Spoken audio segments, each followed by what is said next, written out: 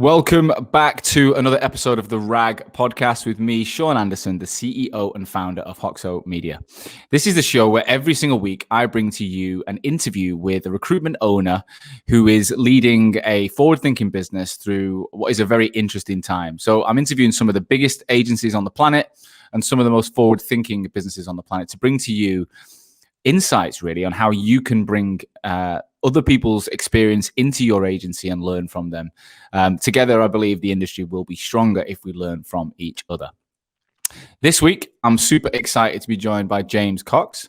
James is the CEO of Trenovo Group, which is a multi-brand recruitment agency or group of recruitment agencies. And he came through the ranks as the founder of a smaller business within that group and has worked his way up to CEO. This is the first time I spoke to James. I know you've been talking to my business partner, and I've dealt with a lot of people across Trenovo before. But James, welcome to the show.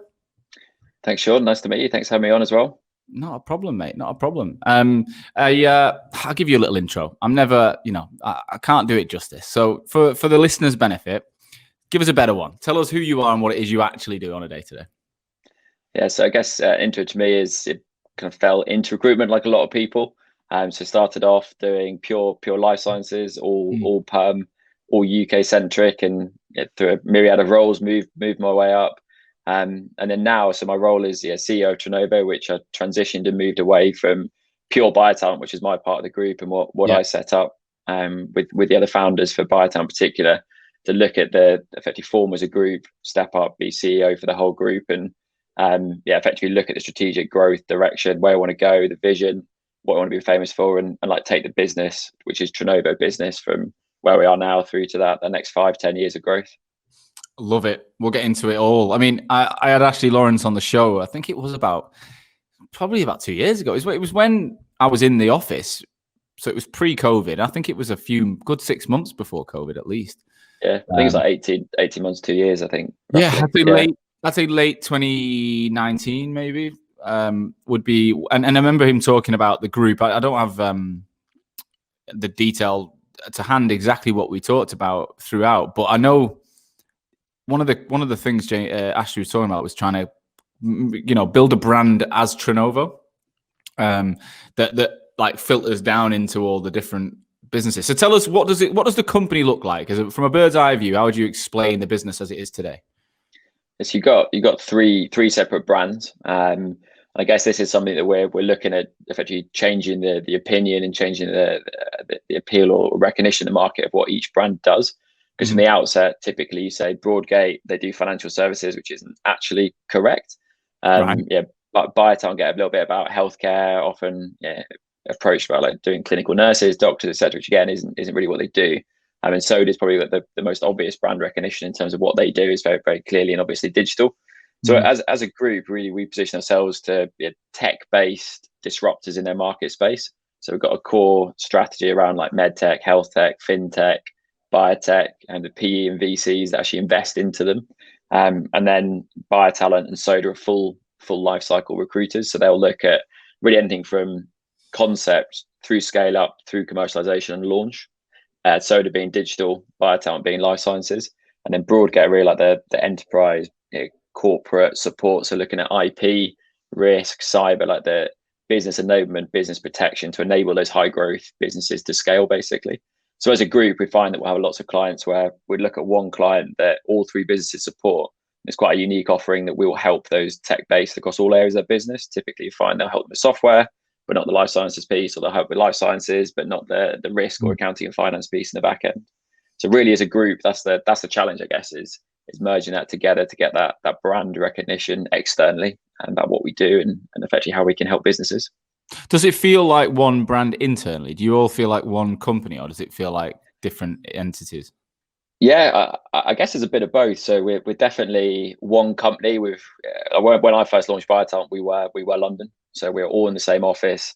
We had far too many people for the number of desks, so all ran on top of each other in a small office, and grown out since then. But yeah, you would know if you walked into the office which brand everyone works for, because there's slight nuances, slight different behaviors, cultures. But coming together, they definitely can tell they're all Trenovo. They all have the same shared purpose, the same shared vision. and really the same why we do what we do comes through quite strongly across all three brands. That is the same. So how do you describe Trenovo then? If someone asks you what is Trenovo and why, and what's the need for Trenovo? So I guess, yeah, it probably starts with the name a little bit. So tri being three, and Novo being Latin for innovation. So three businesses.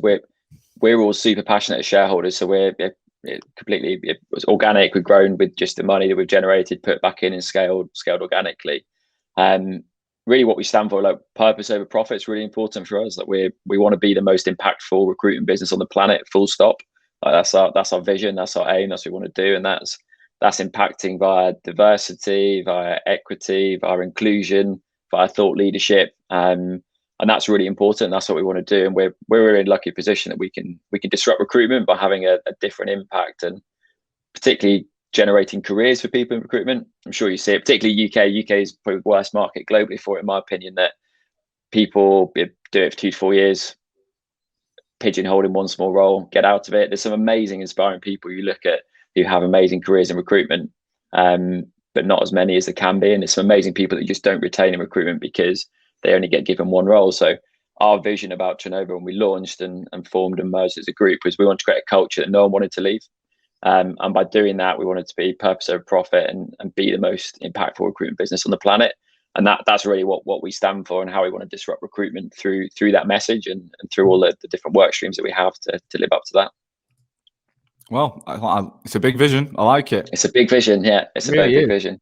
So tell us about your experience then. So I'm just, having looked at previous to the show, was it Hobson Pryor? Is that a business you joined as a recruiter then back in early 2016, was it? 2011. Sorry, 2011. That was when you left. 2011. Yeah. So I came out of uni. I had some weird and wonderful jobs. Always been quite entrepreneurial. Like I launched my own skiing website business that reviewed websites, sold insurance for Ensley, sold laptops at Currys, and at the same time was a photographer for Red Bull. So a very weird mix of random jobs, which was pretty cool. Good fun. A bit like me. Yeah. I got into recruitment in March 2011. So it's okay. So I was. It feels like a lifetime ago, but it's also quite quick. It's just 10 years ago, isn't it? It does. My hair's falling out. I've put on a lot of weight, but I've enjoyed it. So yeah, well, I wasn't white as a sheet on my head, but you get on with it, don't you? You get on with it. So what made you get into? Why did you choose recruitment at that point? So I mean, to be fair, when I came out, I really didn't know what I wanted to do. I just knew I had a really clear ambition. So a lot of it stemmed from wanting to be successful and prove a few people wrong in my life, that I could achieve more without being the most academic person. I've personally, I've never been one that I can't do exams, can't do revision. That's not me. I like doing and learning by doing, and actually making changes by doing. So I was looking at what could I do that could fulfill what I wanted to achieve, myself a good lifestyle. Always I remember it like GCSEs, we had most likely become a millionaire, and it was me. And it's because I always had this entrepreneurial thing. And for me, I was like, well, what can I do that ultimately, 20 years down the time will get me there, if not quicker? Recruitment kept coming up again and again. And effectively someone approached me at uni and said, have you thought about doing it? Initially planted the seed. And then, met Hobson Pryor. I was in my local town in Tunbridge Wells. Actually played tennis with a couple of directors that didn't realize what they did. So chatted to them, started there, had a couple of offers to join. I had a legal offer, a finance offer, and effectively life sciences. To be honest, I didn't have a passion at that point for life sciences. It just happened to be the best offer for me based on the cultural fit and based on salary, location, all those things that you think about as well when choosing a first job in recruitment, without really knowing what a job in recruitment is at the time. I fell in as a trainee and then worked. So 2 years, Hobson Pryor was bought by ICS. So some of you may know they rebranded as a KCM Group, or Stasium. I might be pronouncing it wrong. Not sure how we pronounce it now, but basically bought by ICS. And at the time, Hobson Pryor were probably about 35 people when we were sold. Right. And then I got offered the opportunity to go and head up their London office. I launched a London office for BioTalent 2 years in, thrown in the deep end, given a full P&L, kind of up there on my own, sitting outside the CEO of a 1,000 person business's office with just me and 3 people from Tunbridge Wells, and then scaled it. Scaled it there really. So all perm, UK, and then looked throughout Europe, and then later days US, which I was supporting with some training and development for the Boston team, and then scaled it to 26 people in 4 years. Very profitable part of the business, and then in fact always wanted to leave and set up on my own, so effectively left and So when set let's up just stop there. So when can you remember when you said you always wanted to leave, but was there a moment where you went, now's the time? Like I now maybe not I'm going to leave today, but now like, there's no longer an if, and it's just like right, we're working out the exact date. I guess it was an ongoing conversation that I've been having for a couple of years before I left. So probably really in the last 2 years, and I had a great time at Hobson Prior. I wouldn't be able to do what I did now without the training, the trust, the support. And to be honest, a lot of it there's the visibility about how to actually run a business, not just be a recruiter. It's something that I've tried to carry through to Trenovo and give even team leaders, new managers, give them all the tools, the P&L, the value drivers, what we're trying to influence and manipulate to effectively make it the best business and the best enterprise value we can for Trenovo. So I think I was quite lucky in that sense that I had that from an early day. And then, I guess coupled with my own random dabblings in launching my own businesses in the past, I knew I wanted to do it. And then I got introduced to Ashley through Ben Adams, who's the founder of BioTalent, but also of Broadgate Search. So all the different parts of the group. We went to school together, and he introduced me to Ashley. Got talking over a 6-month period. We built through a business plan, discussed investment. There's a couple of different options to launch, which would either all be me rather than be part of a group. Some of it was like cash up front to go and build it and give away part of the business. Other ones were the support infrastructure. But I guess the personal connection to Ben, and then the inspiration and what Ashley had done before in particular. And so those two combined were really things that just suited perfectly. What was their business like at that point when they were pitching that idea to you? Like, what did they already have in place? God, massively different to what it is now. So it was definitely. I mean, Broadgate must have been 3 years old, so themselves relatively new. So to 7 years, and they'd learned and gone through a lot of the mistakes that a lot of recruitment businesses make when setting up on their own. So it was. I think it was that almost. I guess it was a comfort blanket in the sense that you knew that you had two people there that had both been really successful and launched on their own, scaled on their own, that you could learn from and say, look, actually, I'm going to make this decision. Can we just talk it through and see what impact that might have further down the line? And that for me was really powerful. But their businesses were very, very different. Both have grown so much. Branding's changed, market focus has changed. Internationalization, they were very, very UK focused at the time, obviously not now. But size wise, we're probably 40 people roughly overall. Decent size though, like there's a considerable business there. And you said you were also thinking about just doing it completely alone. Just a couple of offers I had from one from an investor who been kind of socializing with for like a couple of years and got on to about what I wanted to do longer term, and then put some cash on the table to basically just hands off. I want part of the business, you go and set it up and run it. Why would you need investment? What was the reason? I guess that was it. It's well, for me, that's why I didn't go for it as well. Is that the actual cash investment was less important than that environment and the ability to scale and get scale quickly, and also have someone that could learn from mistakes that's done it themselves as well. So for me, do you need investment to launch recruitment? I guess you need some sort of investment.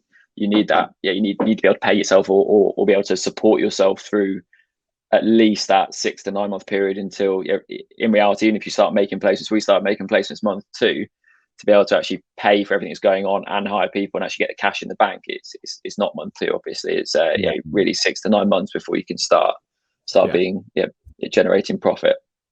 Yeah, I think I've noticed through this podcast, there's two types of people typically. There's the people that think, you know what, I'm just going to organically grow it and it's down to my billings.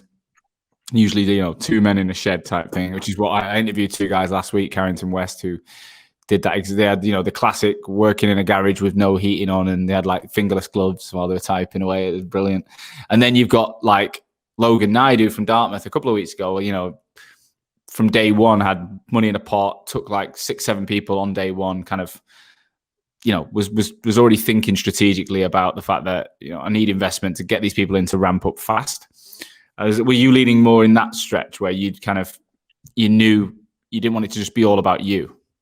Yeah, I think so. So before I left and set up, I hadn't been billing for the last 18 months. Yeah. So I was off the tools. Team size was 26, 28 in my direct team. So basically, it handed over and was managing managers at that point, and I knew that I didn't want to go back and be doing 360 investment like my life. That wasn't for me. That wasn't going to fulfill what I wanted to achieve.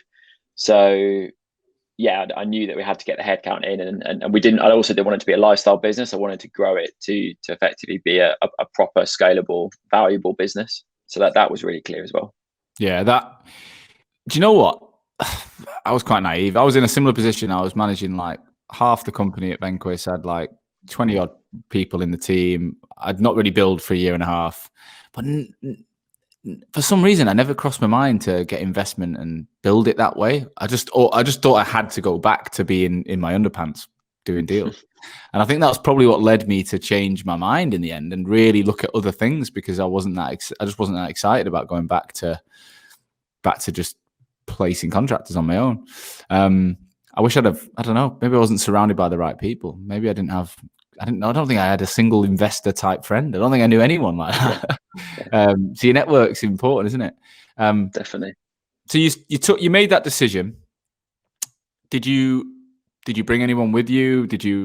How did you actually get it all off the ground? Yeah, so I guess you go back to the early days. It was literally me and one person that we had a couple of video calls with. Took a leap of faith to relocate to London on our own. Took a leap of faith, joined the group. So it's just two of us who we hadn't worked together before. Relatively junior, about a year's experience at the time. So it's very, very different being in an office of 40 people as two of us haven't worked together, launching on our own. But there were two people that I brought with me after non-compete ended effectively at HP, that one of whom who I trained, Nick Ball, who I've kind of backfilled my own role in BioTalent now, who's now basically replaced me as heading up BioTalent as I've done the group role. And he's someone I trained, I think he was employee number 4 that I ever trained and hired as a manager. Same vision, same passion and like that growth mindset. So he was someone I wanted to come on the journey with me quite early doors. So he joined, I think, 9 months after we launched, give or take. He's been instrumental into growing BioTalent and obviously giving me that bandwidth from a management capacity to take it to the next level. And then someone else, Mike, who joined me as well, who was really junior at the time. Like he only had about 18 months experience, but was really high performing, super ambitious. And for me, when I launched, I knew it had to be, for me, candidates come first. So you need to get the candidates, because that's ultimately what we're selling. Let's be honest, we've got to take candidates and picking the right, try not to do everything, but get your niche, stay really true to your niche. And so mine was my own particular market, and this guy Mike I brought with me, his skill set, even at really early part in his career, was all about business development, winning new accounts. And for me, that's the skill that we wanted to be able to put organic growth and trainees into the business. Behind that was someone who could bring in the accounts, and we can train trainees to get the candidate piece, do the volume work, and ultimately then give them the same progression that I've had and that I've always trained people before. So our strategy was always around hiring and growing organically.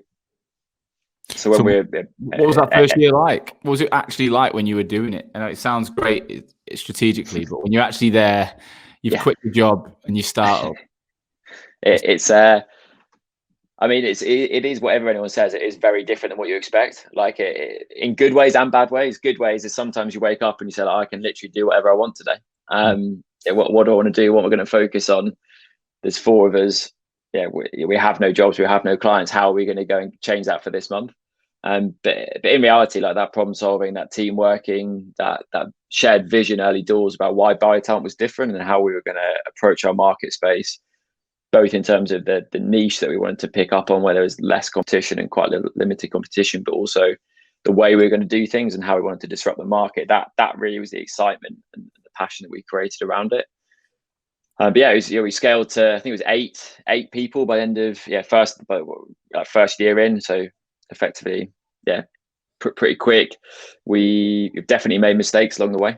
So particularly around like the hiring and the strategy of who we hired.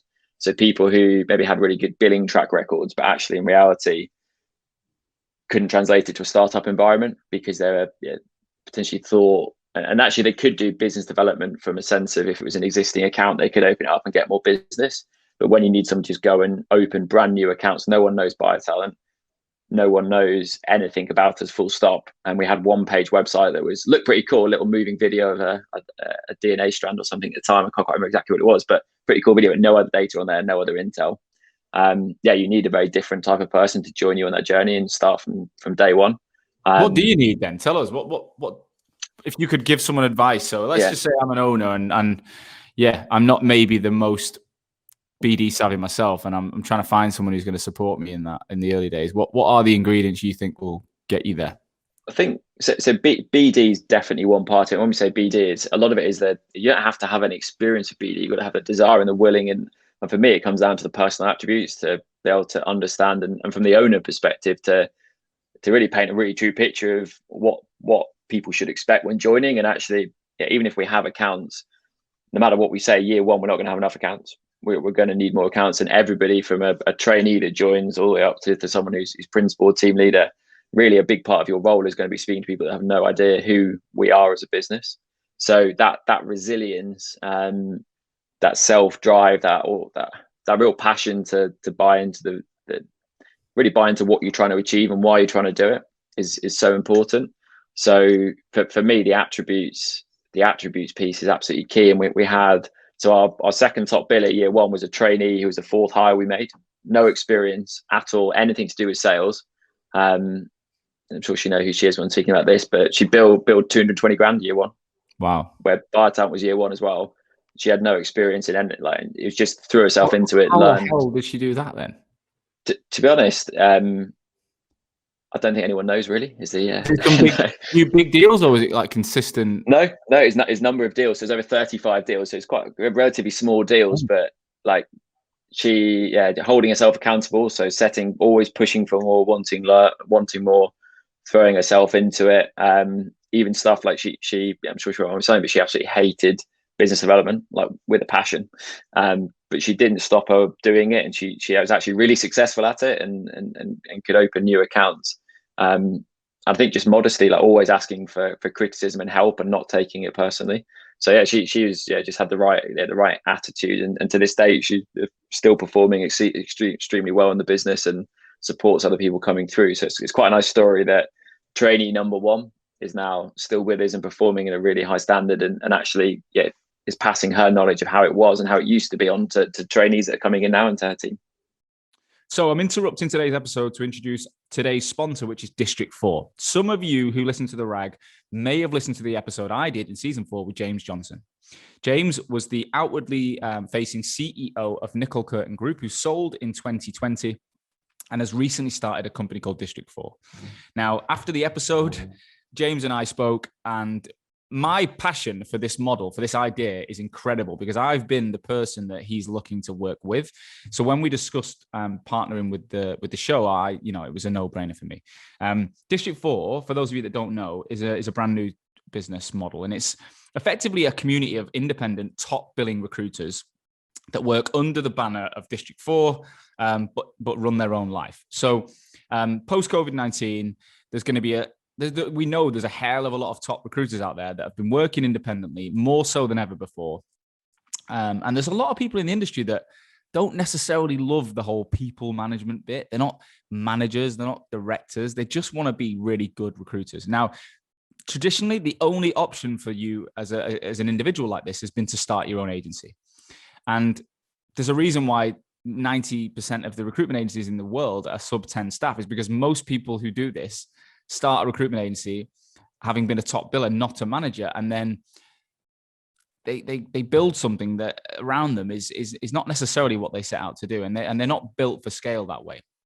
Whereas District 4 is a community of top performers who all work together and support each other. So if you're billing at least 200 grand and you're a niche recruiter, you can be a member of District 4, which means you effectively will recruit under their banner and be surrounded by other top billers. So you will be in like a daily contact and support network with other people billing the same sort of money at a similar point in their career, who each want to have an amazing life. So none of you are going to be interested in building teams. It's going to be about billing as much as you can, about doing the best job you can, and living the lifestyle you want, going on as many holidays as you want, finishing work when you want, living and working wherever you want, but knowing that your back office is supported, your legal, your compliance, your payroll, all the crap that recruiters don't really want to do. And believe me, when you start a business, it does bog you down. All of those things are taken away James and his team will manage that. But not only that, they will coach you. James is an executive mentor. He works with startup founders. He helps people. He's also, spent some time with me recently as well, which has been incredible. So he will not only make sure that your back office is taken care of, but the business will coach you, mentor you, and surround you. That's the key. It'll surround you with A players, other top billing recruiters that are on the same path. It's like joining a Premier League club. All right. You don't join a Premier League club and then be in the first team with some juniors that haven't got the talent. Recruitment agencies across the world are exactly like that, whereas this is not. It's only for people billing 200K or more. So if you thought your only option was to start your own agency or to stay in your business and go down some corporate ladder you didn't fancy, you need to speak to these guys. Go to www.district4.io/Hoxo. That's www.district4.io/Hoxo. On there, you'll see more information about their membership, how to get involved, and register your interest. Within days, James will be on the phone. You'll have a conversation about the opportunity, and you might be one step closer to being in control of your destiny. Don't wait now. Make that contact and change your life post-COVID for the better. I mean, it's only 3 years ago, isn't it, when you started the business? Yeah. It's actually relatively a short period of time. I know that, I was 4 years, March 2017, we launched Hoxo. So I can really cast my mind back to the time you started it. And, it's been it's better than 2020. I know a lot of people who started their business. One group of guys, I won't name them, but, two lads who started on the 1st of March, 2020, they did 450 grand, I think, and they ended up hiring they've got about 8 or 9 staff now, and incredible in a similar market to you, life science. People have just got the energy for it; they'll do it. But I think there is a certain reality at the beginning when you sat there and you're like, "Fuck, there is actually no business here. We haven't got anything we can go after." Did you have that after Covenant though? You could start calling clients again and opening doors with people you knew. So after that, So and to be honest, I was a big believer that we had to stick to those covenants as well. Part of the culture and purpose-driven, impactful business. We don't want to start creating culture. And sometimes you interview people and they're like, "Oh, I'm going to ignore my covenants. I can bring all these clients with me." And actually, that really used to put me off when I interviewed people and experienced people, because for me, if they're going to do that to their old company, they'll do that to us. Let's be honest, at some point. So we stuck to that.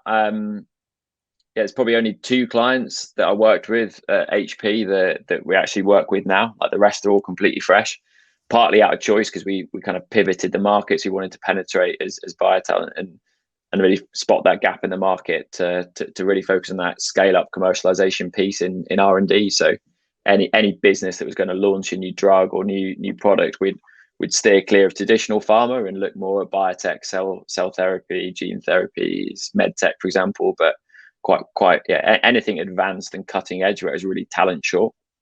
Okay. And so that was our go-to market. That we wouldn't focus on traditional regulatory, medical, clinical that a lot of life science recruiters do. We'd focus more on bioinformatics, process development, MSAT, for example. That was quite niche at the time. Now it's becoming a lot more common, but at the time there's very few. So we had a lot of clients that effectively speak to, and they said, "Right, we haven't heard of you, but we also haven't heard of anyone that can help us in this area. Therefore, let's give you a go and see what happens." So a big part of, for me, a big part of going back to one of your questions about that, how do you get through that initial phase and that initial setup? You've got to have the candidates for me in our market, it was candidate driven. So it was all about targets, all around candidates. And then it was all about the outreach and the actual terms of business signed. And that was far more important than sales for us at the beginning. Makes sense. So we'd be looking at per person. We wanted to be signing a minimum of 3 new clients per month, actual countersigned terms in our core market. So that they'd have to count if it was someone trying to sign someone else from left field in a different country, didn't work in a different sector, say regulatory. Actually, we weren't. That's not what we wanted. That doesn't count towards what we want to achieve. So staying really true to why we were doing it. Really difficult as well in a start, because people are like, you got two people's. I know people that'll be like, look, you've got to stick to what you want. You've got to stay true to your vision. And I think that takes mad bravery. And then there's other people that say, just get the money in the first year and then you can streamline later. I kind of see both sides. But do you think did you have the backing of the Trenovo or the group that allowed you to be a bit more what's the word? Have a bit more patience with decisions and things. Did it have an impact on you in that first year? I guess again, it's that comfort blanket of. I mean, obviously, there would have been a point that if we didn't make it successful, the plug would be pulled and we'd call it quits and cut our losses. But there is a slight comfort blanket that actually, it's not. There isn't like you haven't got 100 grand in the bank and it will run out in 6 months if you don't get it right.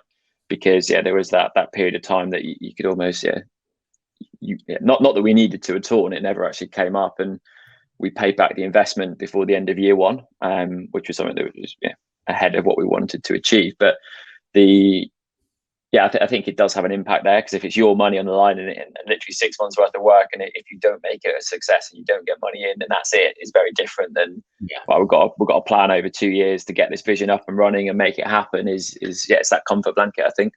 Makes sense. What impact, or how did you structure the kind of leadership board level conversations between yourself, I think Ben and Ashley, in that first year? Like, what sort of things did you guys do to ensure that you were learning, you were being pushed, and you were, it was more organized than a classic chaotic startup? I don't know if it was, to be fair. There's a lot that was, so I mean, one of the best things for me really was that they kind of left me to it, and I could do what I wanted, and they were there when we needed support and guidance. And a lot of the support and guidance was around contract, where I've never had a contract background. We wanted to scale contract, obviously keep that as a core part of our strategy. So there's a lot of support, particularly Ashley from his background at S3, and then what he's done since then as well, which was exceedingly helpful in that space. But board meetings really were around, it was quite, thinking back now is very different than how I do it again, but very reactive to sales, performance, metrics, individuals, less around the forward-thinking piece at the time. And the forward-thinking piece would kind of happen. We used to do vision days every quarter for BioTalent. Are we holding ourselves accountable to what we're achieving? If not, why not? Actually, innovation. Who can bring new ideas? How are we going to expand? How are we going to? So we did get a few things wrong, and I think that they were the chance to spot that, catch it early, and try and fix it, and hold ourselves true to that as well. So how did you finish year one? What were the numbers you achieved? Year one, about 900K, wow. 8 people. Awesome. Yeah, it was good, very good year one. Like, it's ahead of where we expected to be. How did you feel? How did you feel at that point? It was amazing. I think, absolutely amazing. Like, it's that, I guess, satisfaction, pride. It's a different type of pride to feeling pride in when it's not your actual business and you're doing really well. It's a different type of pride. So it's that self-recognition. Personally, like not someone else telling you, but your own personal self-recognition that it just hits you slightly differently. I think, I don't know how to put it into words, but it does hit you differently when it's your own business. I know what you mean. I mean, but that is some serious numbers in year one. That's really impressive, mate. Like, as well as trying to grow people as well. Were you doing deals towards the back end of that year, or do you already step back into the old role? No, I was still doing deals until August 2019. I've done one deal this year, bit of a mistake, but still old habits die hard. And in terms of actually on the tools consulting was about 18 months in, give or take. Yeah. So what was the year two like? I'm just gonna say, like, looking at my journey, year one was it was just a whirlwind of madness, right? We didn't do as well as you guys. We did all right financially, but it wasn't great. Second year, I felt like I had something to lose in the second year. I found the first year was just complete excitement. Like, I liken it to Wayne Rooney when he played football for Everton back in the day, and he just banged that goal in against Arsenal off the bar. Like, he had no fear. Like, he was just running around. That's what we were like. We were just making video content.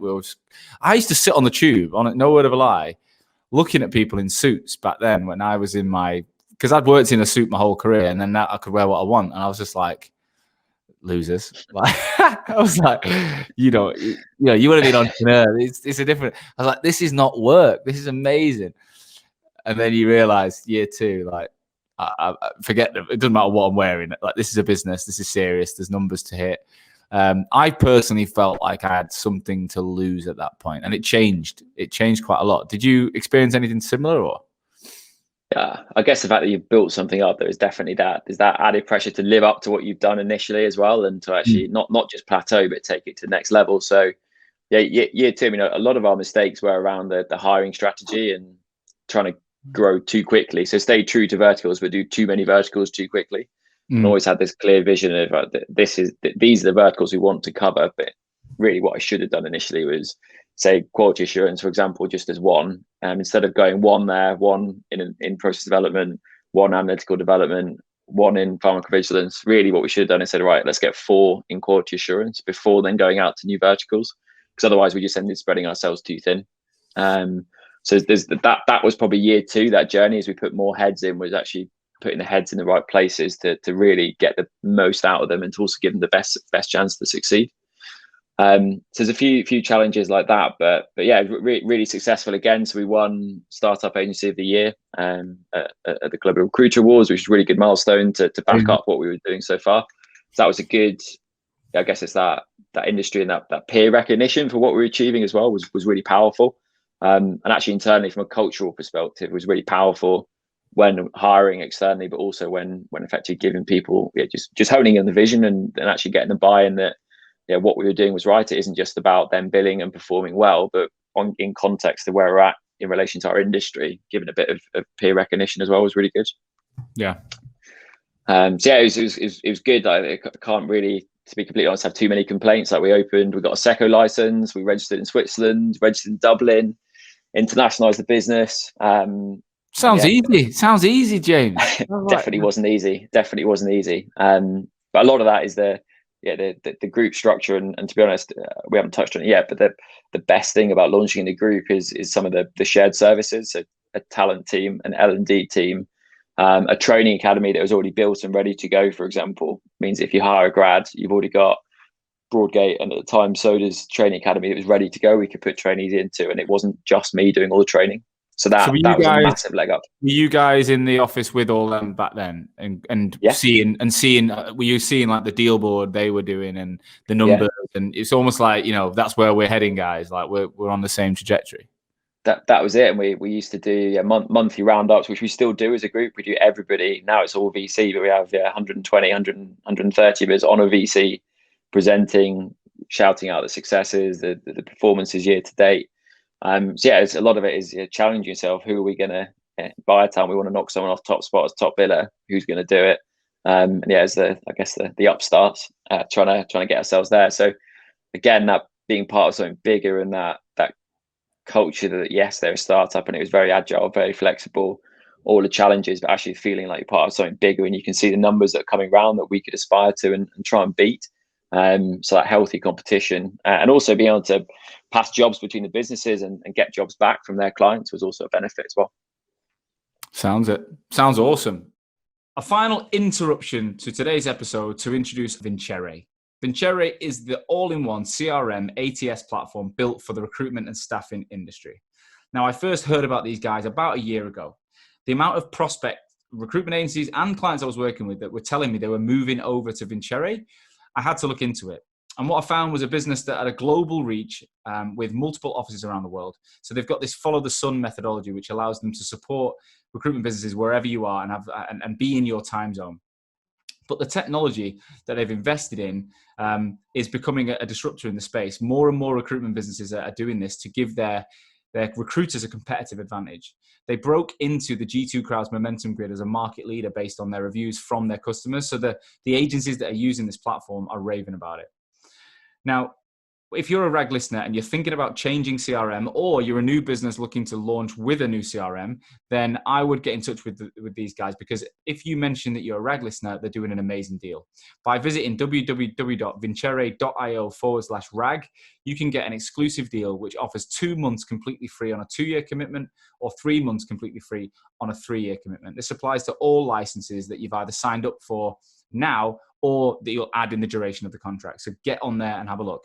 Finally, if you're listening and you're a recruiter and you're thinking, I want to move into a more of a business development role, and I'd like to keep hold of my recruitment knowledge.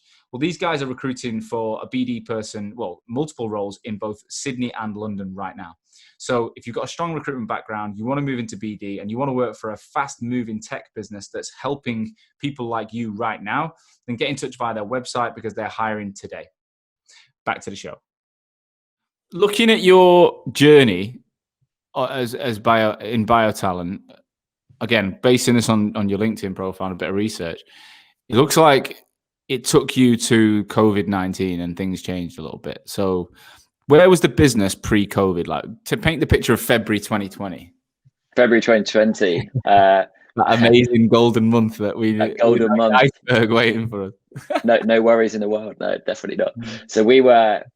It's actually we were having a BioTalent leadership team, which was 3 of us plus our COO DJ, and in Switzerland, because we're effectively setting the strategy and for internationalization, on a train from Milan to Zug, and they said this is the last train from Milan to Zug because of COVID, and we were like, COVID, is it coming over here?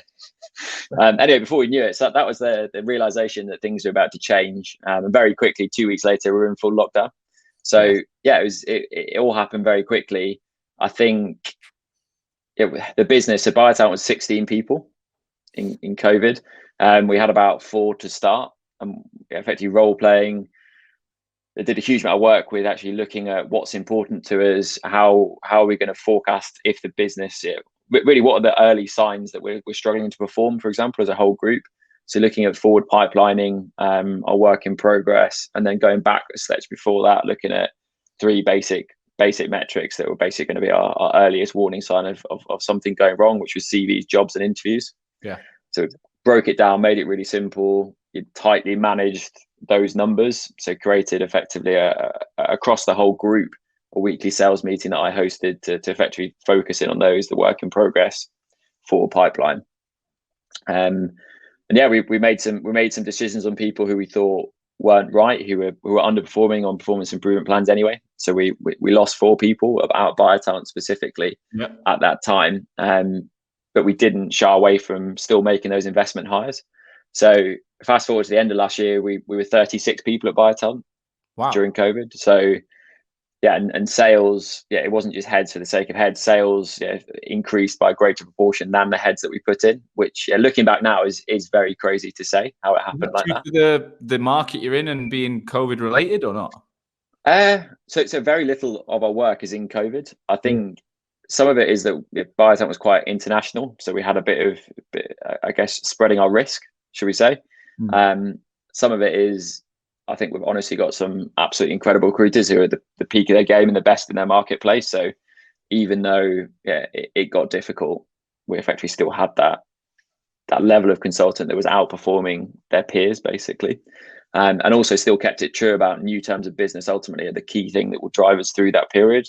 And if we're not signing up new terms of business, someone else is, and we're effectively losing market share. So still keeping it on that activity and not feeling sorry for ourselves, basically, and not feeling like the world is against us, but actually what can we do? And I've always been a believer, and I'm probably very overly sometimes optimistic in these things, but where there's challenge there's always opportunity, and it's our job as a business to view that as, okay, it's shit, it's really, really bad, it's awful, but what can we do to capture the opportunity that inevitably will come out of the back end of something?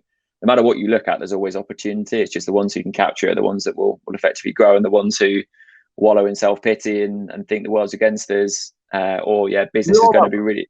We all have the moments, don't we? We all have those moments. But it's about getting through that as fast as you can. Like there's a thing I heard on another podcast where it said, there's 2 types of people in business, and there's the people that the room's on fire, and there's certain people that will just keep saying the room's on fire, the room's on fire, the room's on fire, and then there's other people that know the room's on fucking fire, and they're quietly working out how to get out the room.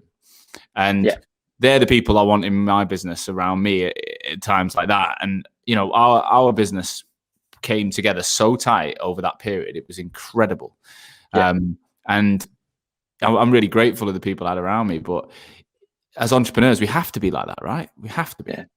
But I think it's also okay to show vulnerability in that as well.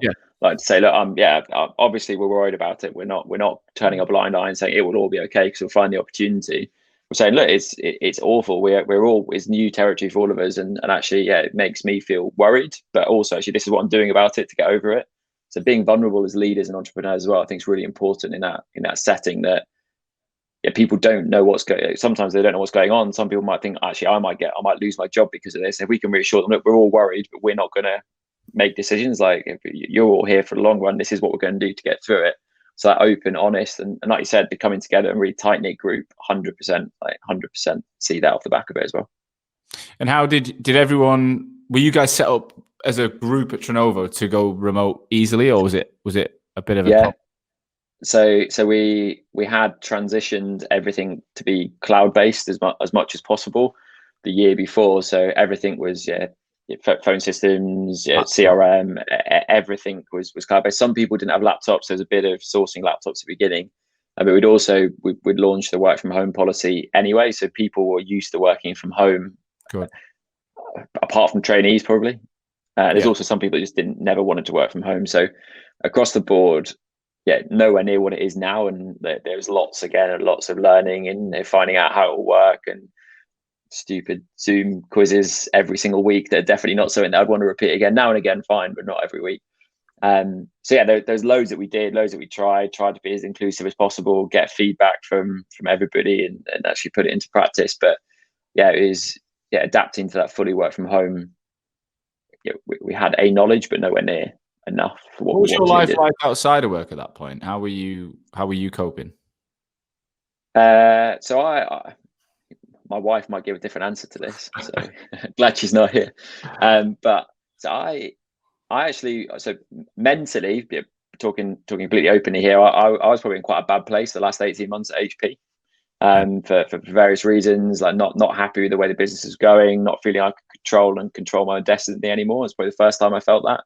Which is ultimately what pushed me to leave and think, actually, I can do this, and I don't believe in the direction the business is going or how they're running anymore. Which was then now is the time for me to leave and do it myself. So I'd say I was a changed person. Like, yes, I was stressed, but it's a different kind of stressed, and it was stress that I could control, and I'd get excited about it in a weird way because I knew and I could see the progress we were making. I could see where it was going. So outside of work, I think I was in a much better place, and not without its challenges, but actually really proud. And every month you gain confidence as an entrepreneur that you're doing the right thing when you can see the journey that you're coming on. And yes, there's knockdowns, and you have those self-doubts, and you have the imposter syndrome, and you think, am I really doing that? This is it now. Should I really make that decision? But again, it's about having those people around you that you can surround yourself with, that you can use as a sounding board, whether it's internally, whether it's externally, peer, families, friends, people in your network. So important. That network really is so important for that. Yeah, I remember I went into some mad, crazy, like, exercise thing. I did this 75 hard challenge from March 30th to June the 13th, and it just saved my brain because I was like, I can't afford a hangover. I can't afford a day off. Like, I'm just, because I drank quite a bit the week it was going into lockdown, and I was watching the news. I don't know why I had like about 10 Guinness in my fridge, and I did like 2 or 3 a day for like 3 days.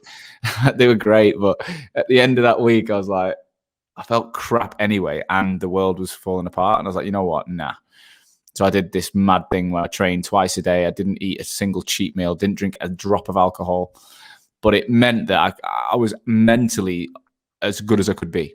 And I'm really pleased I did that. I found the January one this year harder. I found January, a lot of people said that. Yeah, I really did, because mainly the weather, and it's just so many changes in my life, and it was like, fuck. We thought we were coming out of this. We're back in. I think if we went into another one now, again, I think it'd be even harder than the January one. I think people are so, in this country, they're so mentally checked out that, and with the vaccine, it's almost inconceivable now to go back to that, but it could. Yeah, that's it, isn't it? Yeah. I think that's one thing though. The lack of commute has a massive, certainly on me anyway, it was quite a long commute. Just that time back, massive impact on well-being, time to focus, time to switch off, time to actually more time to make an impact as well. So that's probably the main positive for me from a a well-being point of view, from not having to commute anymore and work from home. So what what changed for you to become the CEO of Trenovo then? So at this point, you're running a 16 or so man business. It's going really well. You're part of a group going really well. COVID's here, but you're all, you're dealing with it. How did that all happen? How did you become the big cheese? The big cheese. So I think we're looking at the future vision and where we want to get the business to. So, which I'm sure we'll come on to in a minute, but effectively looking at that growth journey from where we are and the need to really come together as a group at the point where to be fair, there's still work to do on this as well. It's definitely not a finished article. And a lot of my time now is focused around becoming a proper group. And like you said before, one brand, one business. But we were even more fragmented. We were just going through designing the group, the narrative, effectively what we wanted it to be. And Ashley was just talking through about the roles and group roles, and we did a whole exercise as a board. Effectively, what roles would people like? What would they enjoy? Where are their skill sets? Where are their responsibilities? And by going through that process, and to be fair, a huge amount of credit for this should go to Ashley, is that he said to me, I think you're a better person to do the CEO role than what I'm going to do to take us to the next stage of the journey. Would you be interested in doing it? And I mean that for me is absolutely amazing that someone in that position has almost the balls to actually want to do that and to actually be self-critical enough or self-aware enough, not critical, self-aware enough to actually make that decision. So effectively we mapped it out further and agreed about October time that it was the right decision for the group. So Q4 we effectively started transitioning our roles. So Ash moving into his chairman role, me moving into a CEO role, and then me effectively at a BioTalent perspective backfilling my role with Nick. So moving Nick to become sales director of BioTalent and give him the step up. So it's quite complex, and obviously there's still ongoing work in terms of that journey still in Q1, and then officially after Christmas. So it did a presentation for the Christmas party, announced what it's going to look like, my vision. How did the team take? Because you've gone from almost, some people in the other brands might have been there longer than you. You've come in as the founder of a small business within the big thing. How have they received the change? Yeah, amazingly well. Certainly as a group, whether they have different views personally, I don't know, but I don't think so. I think we're all very open, transparent, aligned in what we want to achieve, and really, really supportive. All of them called me individually afterwards and said, like, this is a really good move, really excited for this, fully support you.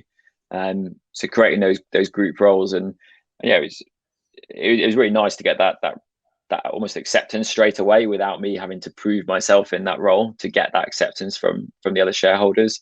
And I guess it also helps the fact that BioTalent by that point had grown to, BioTalent was the biggest part of the group last year from a profit perspective. And almost, not quite, but almost from a head's perspective. So we'd grown and caught up and got to that position in quite a short space of time. So there was that track record that they could see what I was doing. And I'd already done a lot across the other businesses and a lot across the group in terms of structure, process, vision, P&Ls, bonuses, like effectively putting that, or almost taking it from the sort of size of business it was to the next level, a scalable business that we could demonstrate and repeat globally. How did you feel stepping up? What was the biggest challenge you can remember in the early days of taking that role on? So I think that this is going to sound very weird, but I think the biggest challenge is it's a completely different role than what doing a single brand MD role is. I bet. So though there's loads of aspects that are the same, to make change, it's far more complex and a moving beast all the time, that you've got 3 different viewpoints, 3 different opinions to effectively make fit and make the right decisions for the group, rather than make the right decisions for one brand. Because the decision you make at group does have a knock-on impact, and hopefully the decision has a positive impact to everybody, but there may be one part of the group, one person within a team or something that is negatively affected by a decision that you have to make for effectively the good of the group. So it's a lot more strategic, and it's a lot more like you don't see the instant wins as much as you would in like a single brand role.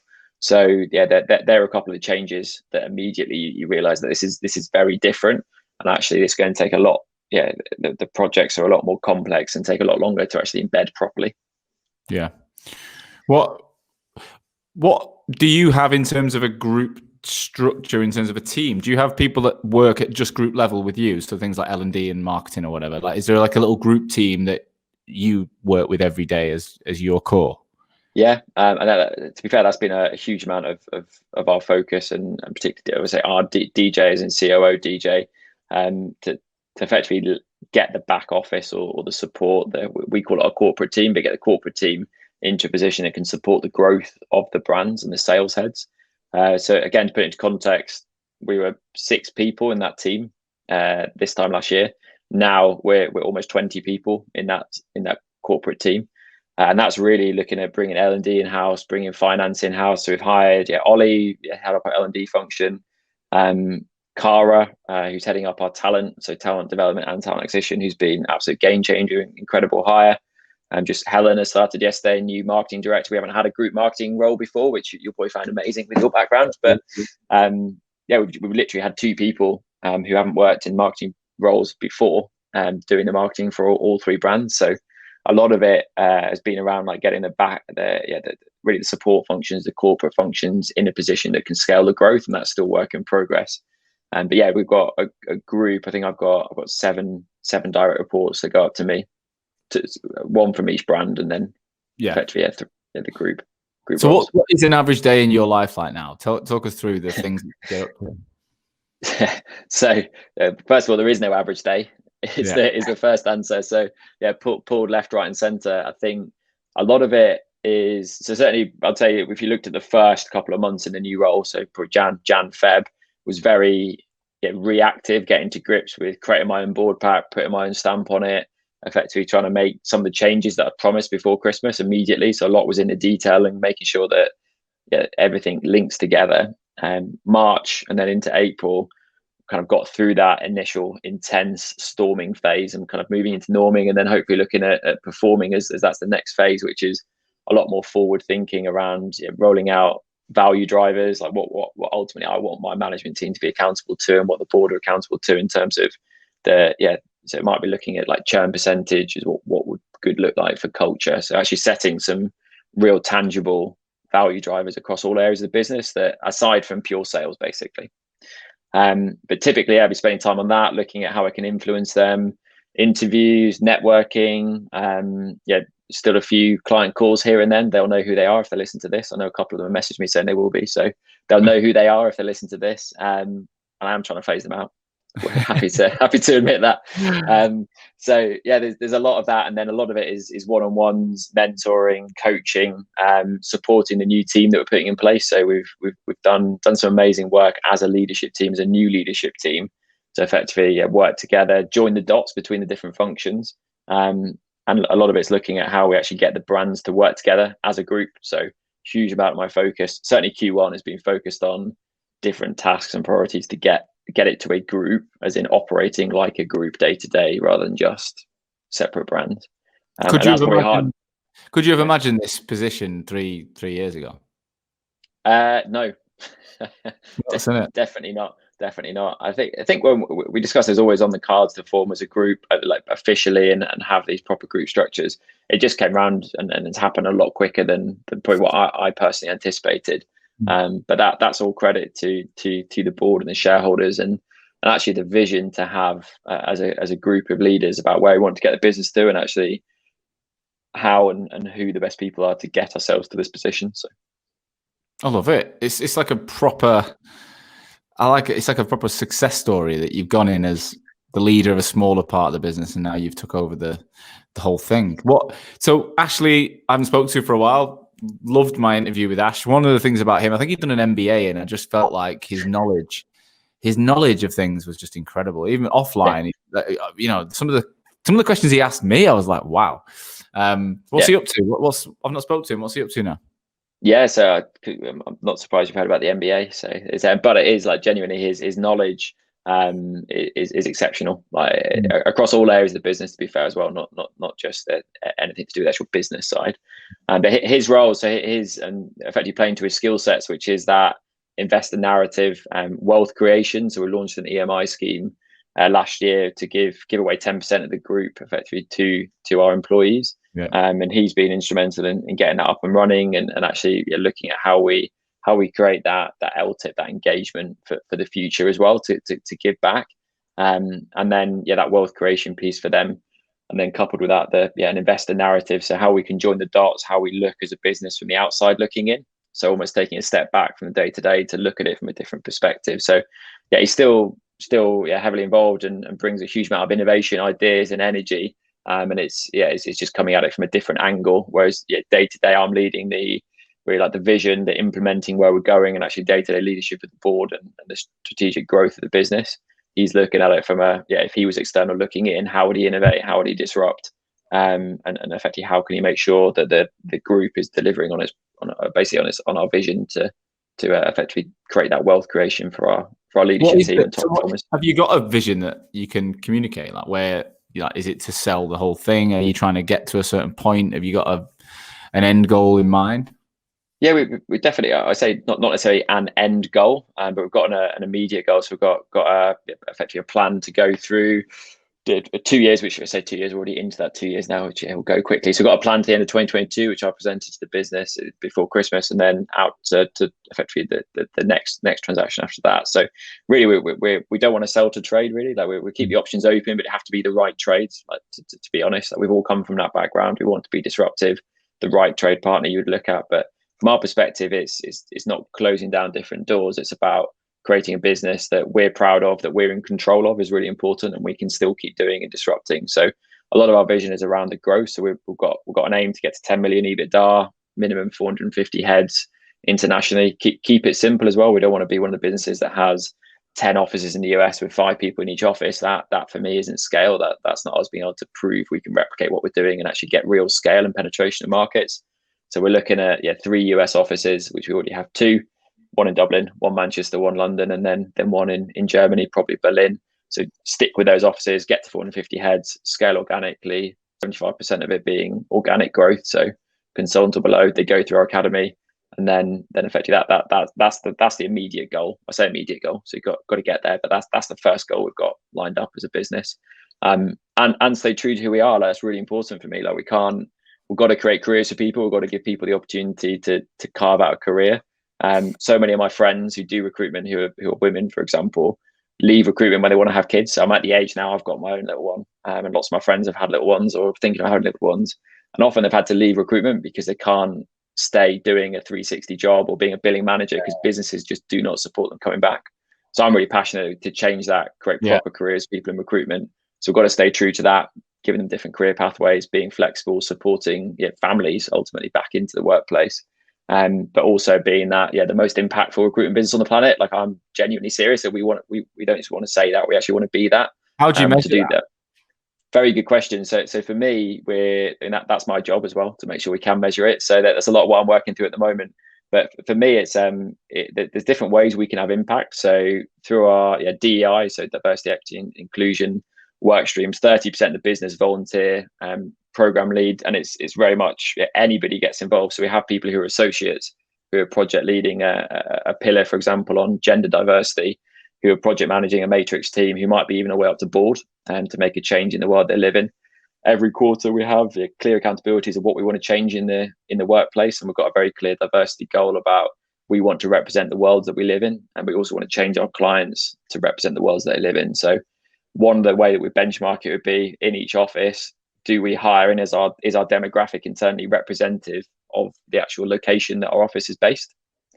And that's really important. If we're gonna say we're gonna do these things for our end client, we've got to live up to ourselves. We've just launched or about to launch. So it's not out yet, but it will be next week. And a new maternity and paternity policy that is, as far as I'm aware, is comfortably doubly as good as any other recruitment business I've ever seen. And it's better than quite a lot of our industry end clients. Wow. Because we want to change and disrupt recruitment to not just be a classic 360 plug and play recruiter. We want to be much more like the end client and actually change the world. So there's loads of ways we're measuring impact. It's not like one particular answer.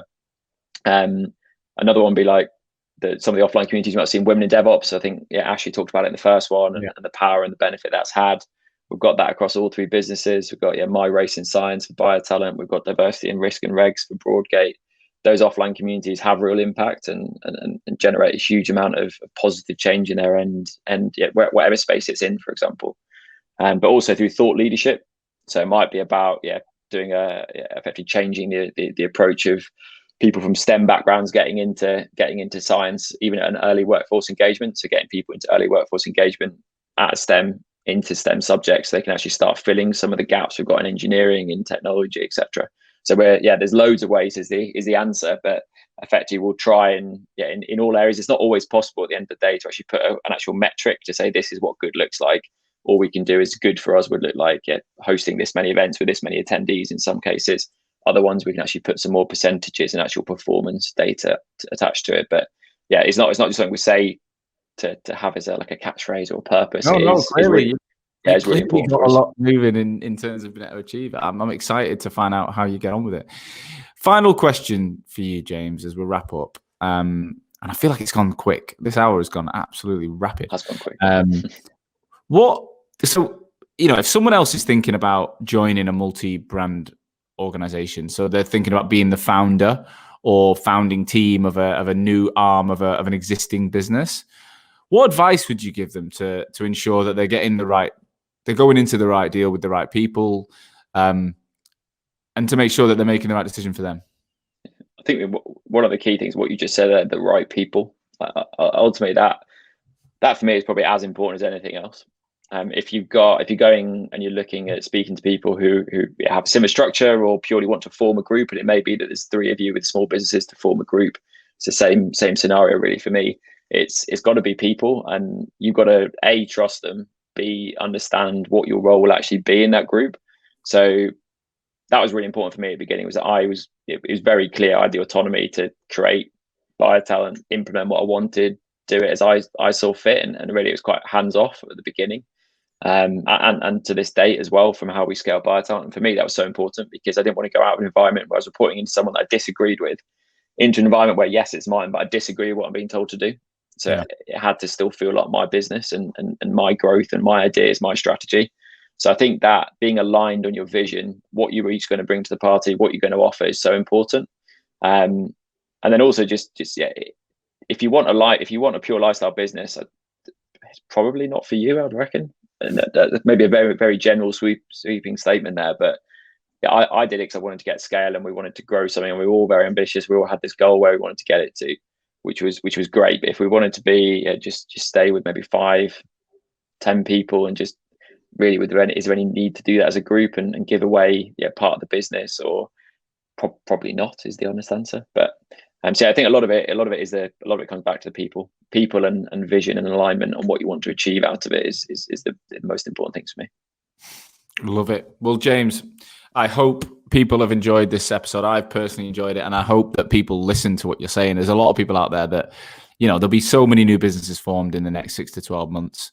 COVID is, coming out of COVID, the market's hot. Everyone I speak to says the market is busy.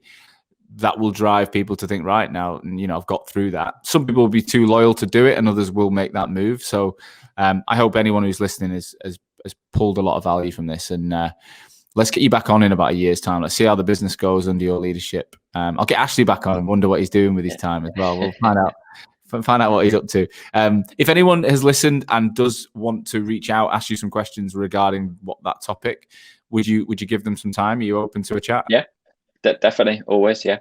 Via LinkedIn, we'll make sure if you're tagged in everything. If anyone wants to reach out, please reach out via LinkedIn. It's been a pleasure. Thank you so much, James, for the time, guys. Thanks for listening. I appreciate every single one of you that tunes in every single week. The messages are incredible, and as a community, I think we're helping each other. So I always ask at the end of every show, please share this episode with someone that you think would get value from it. So if it's a colleague, a friend, a boss, whoever, someone who you think will listen to what James got to say and will use some of that information, because together the industry is stronger. We're competitive, but we are all in it for the same reasons, right? Everyone I interview wants to build great businesses and wants to be successful. And that's why we do it. I'll be back again next Wednesday with another leader. In the meantime, please stay safe, and I'll see you soon.